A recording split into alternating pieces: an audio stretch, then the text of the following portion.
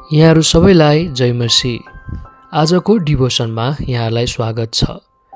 जीवनमा धेरै पटक कठिनाई र चुनौतीहरू आउँछन्, तर परमेश्वरको वचनले हामीलाई बल र प्रेरणा दिन्छ। आज हामी एउटा बाइबल पदमा ध्यान दिनेछौँ। आजको बाइबल पद छ भजन सङ्ग्रह 23:1।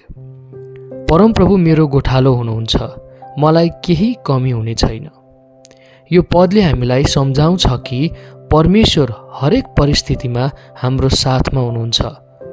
भजन सङ्ग्रह 23:1बाट हामीले सिक्न सक्छौँ कि जब जीवन कठिन हुन्छ, परमेश्वर हाम्रो मार्गदर्शक र सहायक हुनुहुन्छ। उहाँले हामीलाई आवश्यक सबै कुरा दिनुहुन्छ। तपाईँको जीवनमा यस्तो क्षण सम्झनुहोस् जब तपाईँले सङ्घर्ष गर्नु परेको थियो।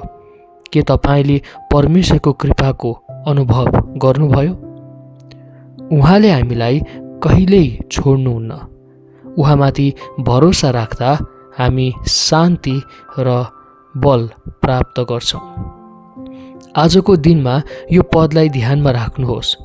जब तपाईँ असुरक्षित महसुस गर्नुहुन्छ, भन्नुहोस्, परमप्रभु मेरो गोठालो हुनुहुन्छ।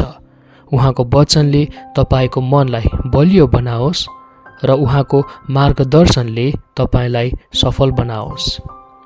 आजको डिभोसनमा सामेल हुनुभएकोमा यहाँहरूलाई धन्यवाद। अर्को डिभोसनमा नभेटुन्जेल, तबसम्म परमेश्वरको प्रेमले तपाईँलाई सधैँ घेरिराखोस्। आमेन।